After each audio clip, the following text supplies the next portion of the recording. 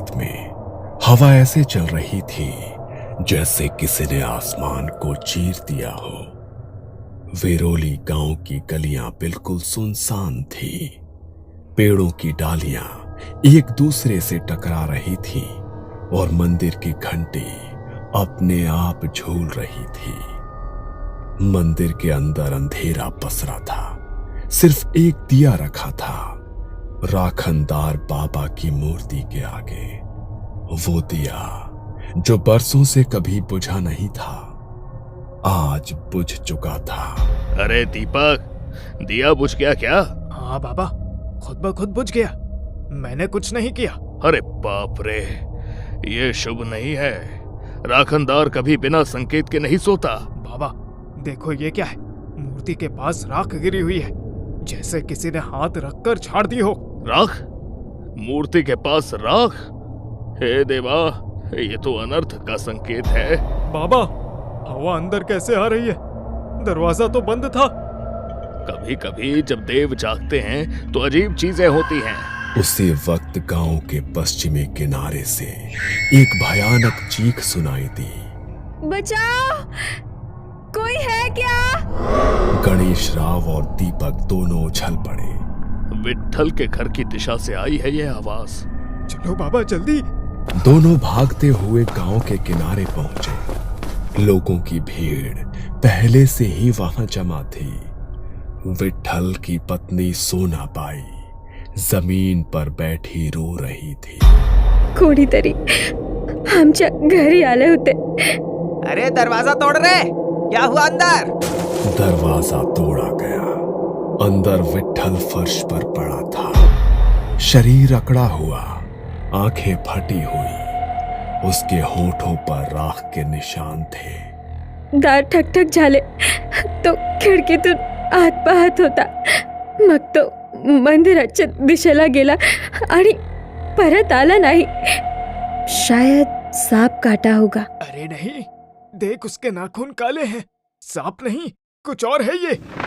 गणेश राव आगे बढ़ा, विट्ठल के पास झुक गया। उसने सांसें देखी, सांस नहीं थी, पर आंखें अब भी मंदिर की दिशा में देख रही थी।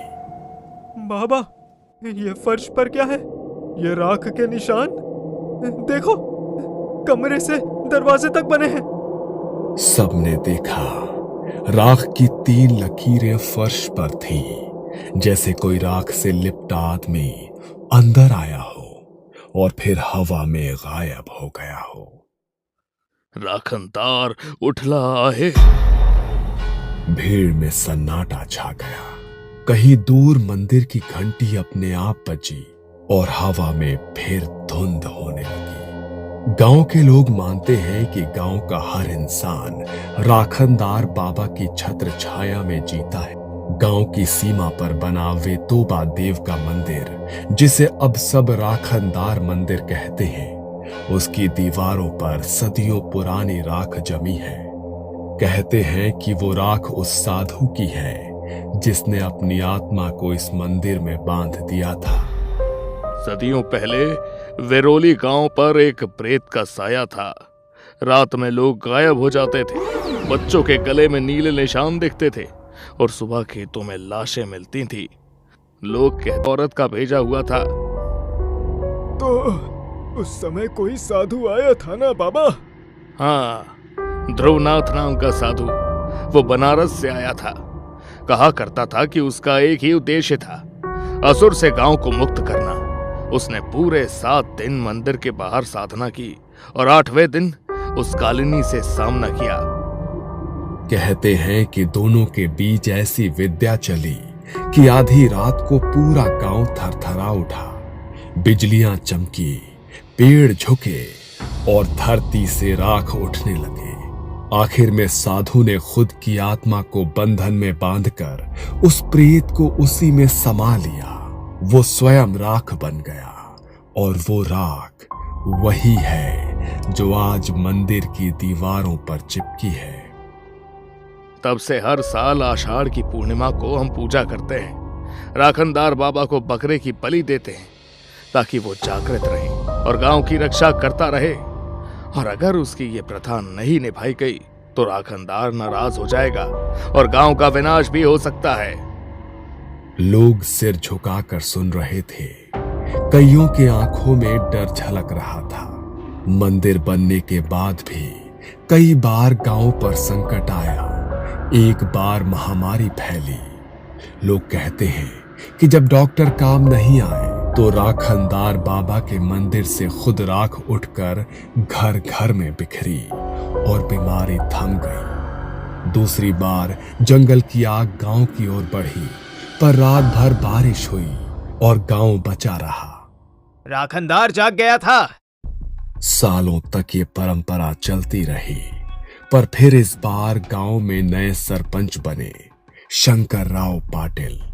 शहर में पढ़े लिखे, खुले विचारों वाले इंसान। अरे अब ये बकरे काटने की बातें बंद करो। ये सब अंधविश्वास है। आज के जमाने में हम रक्त नहीं बहाएंगे। पर सरकार, अगर पूजा छूट गई तो? अरे कुछ नहीं होगा। ये सब पुराने लोग हैं, डराने वाली ही बातें करते रहते हैं। अब हमें आधुनिक होना है। लोगों में बंटवारा हो गया है। हाँ, सही बात है, सच एकदम सही है। पर आधा गांव डर गया, खासकर गणेश राव पुजारी। अरे तुम लोग नहीं समझते। राखनदार कोई साधारण देव नहीं, वो आत्मा है जो बंधन में है। अगर उसका व्रत अधूरा रहा तो वो खुद अपना हक लेने निकलेगा। पंडित जी, अब ये कहानियां बच्चों को सुनाइए। गांव का भविष्य इनसे नहीं बनता। सभा खत्म हो गई, पूजा रद्द कर दी गई। लोग घर लौटे, पर गांव में सन्नाटा था। कुत्ते तक नहीं भौंक रहे थे उस रात। पर गणेश राव चैन से नहीं बैठा। वो जानता था कि अगर बलि नहीं दी गई तो कुछ होने वाला है। उसने आधी रात को मंदिर का दरवाजा खोला, दीपक को साथ लेकर अंदर गया। बाबा, लोग देख लेंगे तो मुसीबत होगी। राखनदार की पूजा किसी मनुष्य से नहीं रुकती दीपक। अगर लोग भूल गए हैं तो भी उसका क्रोध नहीं रुकेगा। आज बलि नहीं है तो कम से कम दिया तो जलाएंगे। उन्होंने दिया जलाया, मूर्ति पर हार चढ़ाया और आंखें बंद करके मंत्र पढ़ने लगे। जय राखनदार देवा, गावाचन रक्षण करा। पर दिया जलते ही हवा का झोंका आया और दिया बुझ गया। मंदिर की दीवारों पर जमी राख धीरे धीरे नीचे गिरने लगी। दीपक डर कर पीछे हट गया। बाबा, बाबा, वो मूर्ति हिल रही है। गणेश राव की आंखें फैल गई। वो थर थर कांपने लगा। अब देर हो चुकी है। राखनदार जाग चुका है। मंदिर की मूर्ति धीरे धीरे हिलने लगी थी। मूर्ति हिलते ही गणेश राव और दीपक के पैरों तले जमीन खिसक गई। दीपक कांपते हुए बोला, बाबा, ये मैंने नहीं देखा कभी। मूर्ति हिली, सच में हिली। भाग दीपक, अभी मंदिर में रहना ठीक नहीं है, भाग।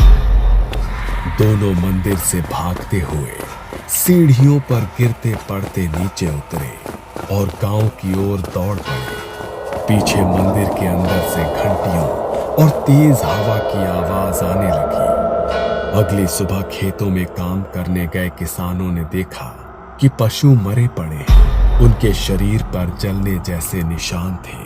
खेत में जहां जहां सूखी घास थी वो जलकर राख फैली थी। अरे रे, ये क्या है? खेतों में राख किसने किया है? ये किसी ने नहीं, ये तो खुद जले हैं। ऐसे लग रहे हैं जैसे अंदर से सुलग रहे हो। खबर पूरे गांव में फैल गई।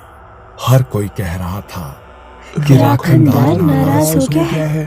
तब से रातें और भी डरावनी होने लगी। गांव के बीच वाले कुएं से रात में कदमों की आवाजें आती, धीमी, गीली, छपक छपक, जैसे कोई पानी से बाहर निकलकर चल रहा हो। कल रात मैंने देखा